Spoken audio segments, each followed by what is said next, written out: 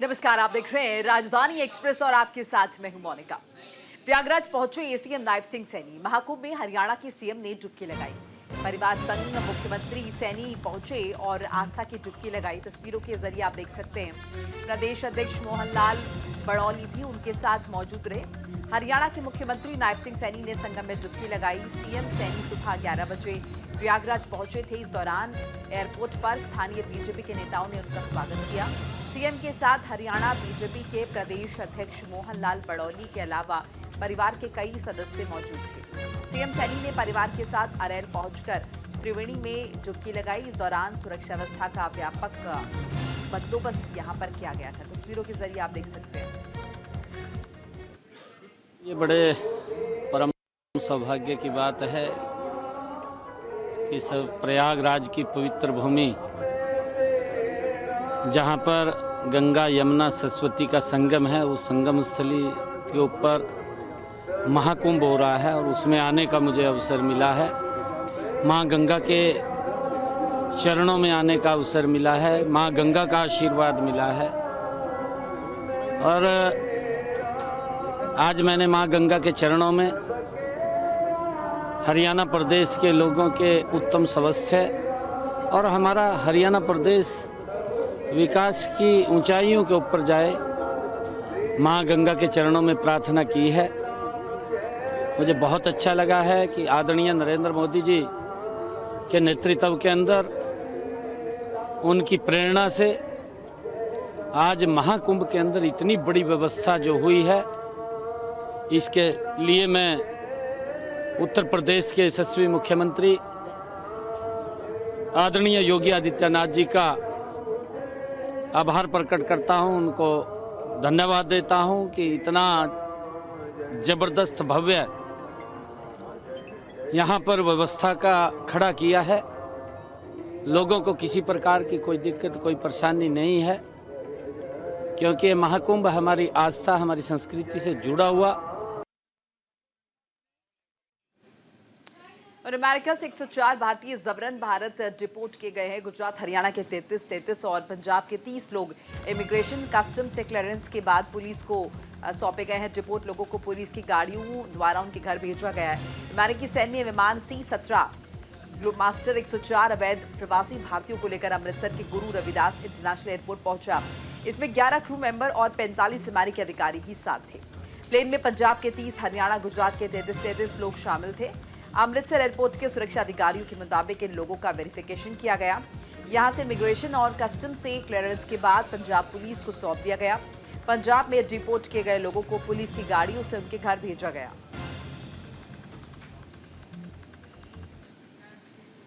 Donald Trump के राष्ट्रपति बनने के बाद अमेरिका से निकाले गए 104 भारतीयों में से 5 लोग करनाल के हैं।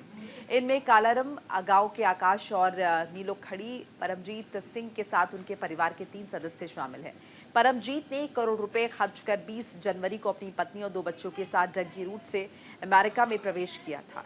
इसी तरह आकाश ने 73 लाख रुपए खर्च कर 26 जनवरी को अमेरिका में वो प्रवेश उन्होंने किया था, दाखिल हुए थे। घरौंडा का अरुण पाल भी उनके साथ था, जो 45 लाख रुपए खर्च कर 25 जनवरी को यहां पहुंचा।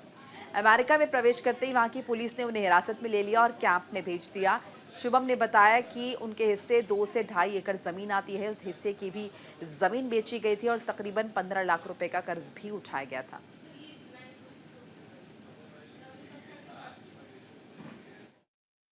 हम 4 भाई हैं। ये 10 महीने सारा अमेरिका के डोंकी के थ्रू गया था अमेरिका, और ये जो 26 तारीख। और ज्यादा इन्फॉर्मेशन के लिए हमारे साथ गीतांशु सेजवाल जुड़ चुके हैं, हमारे सहयोगी। गीतांशु, काफी दुर्भाग्यपूर्ण ये बात है, जिन लोगों को वापस अमेरिका से डिपोर्ट किया गया, भारत पहुंचे हैं, अपनी कितनी सारी जमीन जायदाद बेचकर ये लोग वहां गए थे, लेकिन अब फायदा उसका कुछ हुआ नहीं। वही तो जिस तरीके से पूरा वाकया है सामने आया है, सभी में, चाहे वो पंजाब के हो, हरियाणा के हो, गुजरात के हो, तो कहीं ना कहीं देश में उनको एक रोजगार का जरिया नहीं मिल रहा था। इसी के लिए वह अपनी जमीन और जो भी कुछ इनके पास था और कर्जा उठा कर 50 लाख से 1 करोड़ तक रुपया देकर एजेंटों को नौकरी के जरिए गलत तरीके से जो है वह अमेरिका पहुंचे और अमेरिका में अपना बेहतर भविष्य तलाश करने के लिए और रोजगार के लिए और अपने परिवार के लिए सभी लोग अपना तमाम पूंजी जो है वो इस तरीके की पहल लगाकर जो है वहाँ पहुंचे थे। मगर दुर्भाग्यपूर्ण इस तरीके से रहा है कि अचानक जो है डोनाल्ड ट्रंप की अपनी पर एक बहुत तो फैसला लिया जाता है कि इमिग्रेंट्स को वापस नहीं किया जाएगा, जिसके बाद भारतीयों को एक एक करके जो है भारत अब भेजा जा रहा है। 104 भारत के साथ विमान जो है अमृतसर एयरपोर्ट पर उतारा गया और जिस तरीके से भारतीयों को जो है हथकड़ियों में हाथ पैर में हथकड़ी लगाकर लेकर आया गया, तो एक राजनीतिक टूल यहाँ पर जरूर पड़ा है। एक दूसरे के ऊपर बयानबाजी शुरू हुई है, इसलिए भगवंत मान ने भी इस बात पूर्ण बताया है और सेंटर पर किया है।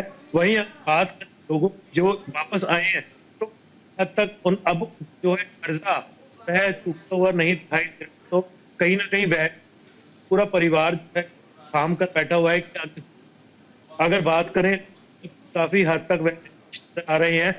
जानने की कोशिश की, तस्वीरें बहुत ही भयावह है कि सैकड़ों लोग जो है अब दिल थाम बैठे कि उनका हालांकि देखिए गीतांशु, इतनी बड़ी बड़ी रकम खर्च कर ये लोग इन्वेस्ट करके उसके बाद ये लोग वहां पर पहुंचे हैं डंकी करके। 75 लाख की रकम बताई जा रही है, करोड़ रुपए, जो कि कम नहीं होते। अगर चाहते तो शायद ये लोग अपना कोई रोजगार शुरू कर सकते हैं। हालांकि जिम्मेदारी जाहिर तौर पर सरकार की भी होती है, प्रशासन की भी होती है। बहरहाल शुक्रिया आपका तमाम बातचीत जानकारी के लिए।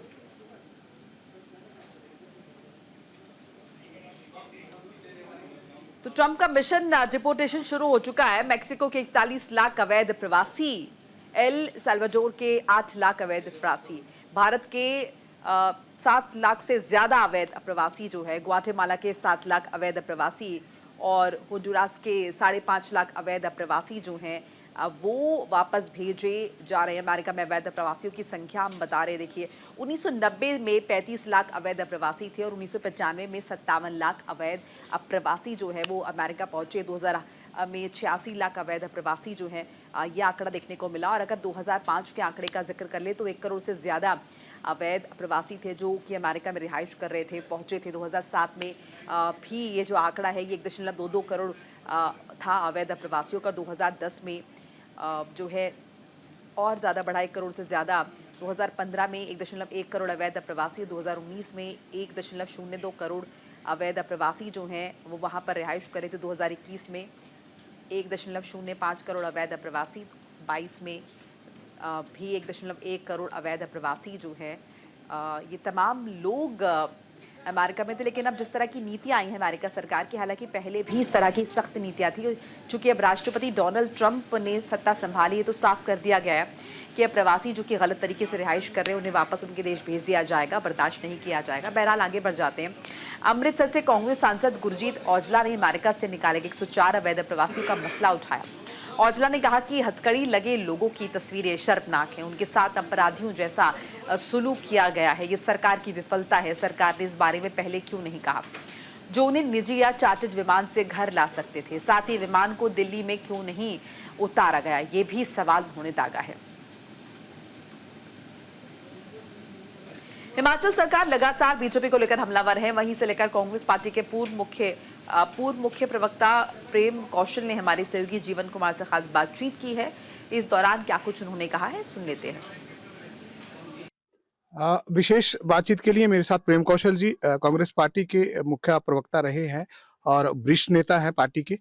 सर, भाजपा के लोग खासकर जयराम ठाकुर जी का ये कहना है कि अपमानित किया जाता है जो विधायक प्राथमिकता की बैठकें हैं उनमें, और जो हमारे काम है उनको नहीं किया जाता है। किस तरह का बयान? देखिए, जयराम ठाकुर बहुत गैर जिम्मेदाराना बयानबाजी करते हैं और ये जो विधायक प्राथमिकता की जो बैठकें मुख्यमंत्री की अध्यक्षता में होती हैं, ये विधानसभा क्षेत्र में अपने अपने विधानसभा क्षेत्रों में कौन सी स्कीम्स विधायक चाहते हैं उस आशय को लेकर ये की जाती हैं। और ये बड़ा दुर्भाग्यपूर्ण है कि भारतीय जनता पार्टी के विधायक दल ने इस बैठक का बहिष्कार किया।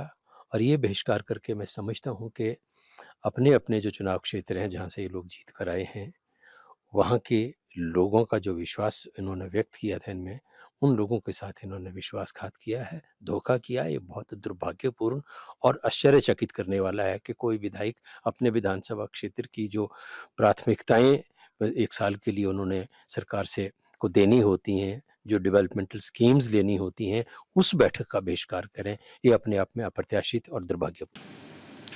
कपूरथला के कांग्रेस एमएलए के घर इनकम टैक्स का छापा पड़ा है। राणा गुरजीत के आवास पर इनकम टैक्स की छापेमारी हुई है। 2 जगहों पर रेड डाली गई है। कर्मचारियों के फोन बंद कराए गए हैं। आईटीबीपी के जवान भी मौके पर मौजूद। पंजाब के कपूरथला में कांग्रेस विधायक राणा गुरजीत सिंह के खिलाफ आयकर विभाग ने बड़ी कार्रवाई की है। चंडीगढ़ से आयकर विभाग की टीम जो आई और टीम ने विधायक के सर्कुलर रोड स्थित आवास पर छापेमारी की। टीम 4 से 5 गाड़ियों में आई और उनके साथ भारत तिब्बत सीमा पुलिस के जवान भी मौजूद थे। छापेमारी के दौरान आवास के सभी गेट अंदर से बंद कर लिए गए। स्थानीय पुलिस को भी इस कार्रवाई की पहले से सूचना नहीं दी गई थी। जांच के दौरान विधायक कार्यालय के सभी कर्मचारियों के मोबाइल फोन स्विच ऑफ पाए गए। दिल्ली में हुए विधानसभा चुनाव को लेकर जो एग्जिट पोल सामने आया उसे लेकर हरियाणा सरकार में मंत्री अनिल विज ने कहा कि उन्होंने पहले दिन से ही कहा था कि बीजेपी जीतेगी। वहीं उन्होंने कहा कि दिल्ली में बीजेपी की सरकार बनने जा रही है। संजय राउत आरोपों को लेकर मंत्री अनिल विज ने कहा कि रोकने वाले रोते रहेंगे और जीतने वाले जीत जाएंगे। एग्जिट मैंने पहले दिन भविष्यवाणी कर दी थी और बीच बीच में भी करता रहा हूं कि दिल्ली में भारतीय जनता पार्टी जीतेगी। और दिल्ली क्या, हरियाणा में जहां पर कोई भी एग्जिट पोल नहीं कह रहा था, कोई भी एजेंसी नहीं कह रही थी कि भारतीय जनता पार्टी जीतेगी, लेकिन अनिल विज कह रहा था भारतीय जनता पार्टी जीतेगी और भारतीय जनता पार्टी जीतेगी। तो दिल्ली में भारतीय जनता पार्टी सरकार बनाने जा रही है। संजय राउत ने कहा है कि दिल्ली का चुनाव नहीं, पैसे का खेल है और बीजेपी पैसे का खेल खेल रही है। अब रोने वाले तो रोते रहेंगे, जीतने वाले जीत गए। रिवाड़ी में पूर्व मंत्री और कांग्रेस के वरिष्ठ नेता कैप्टन अजय सिंह यादव ने स्थानीय विधायक लक्ष्मण यादव और प्रदेश सरकार पर जमकर निशाना साधा। उन्होंने कहा कि नगर परिषद की चेयरपर्सन पूनम यादव और विधायक के बीच साठगांठ हो चुकी है। पहले चेयरपर्सन पर विधायक भ्रष्टाचार के आरोप लगाते थे, अब चेयरपर्सन की तारीफ करते नहीं थकते हैं। उन्होंने कहा कि दोनों ने हाथ मिला लिया है।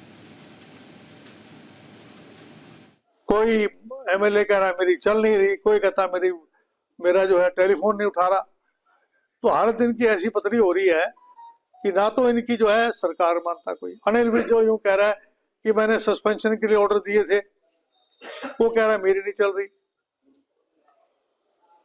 मंत्री इनके अंदर आज किरण चौधरी का जो फोन नहीं उठाया एक अधिकारी ने, तो इनकी हालत तो ऐसी हो रही है कि ना तो इन्होंने जो वायदे किए थे 100 दिन पार हो गए हैं। लोग इंतजार में बैठे हैं कि 21 रुपए महिलाओं को कब मिलेंगे, या तो ये देंगे 1 साल पहले। खजाने में पहले ही इतना डेबिट हो गया है। और यहाँ वक्त हो चला ब्रेक का। खबरें लगातार जारी, आप देखते रहिए न्यूज़ इंडिया।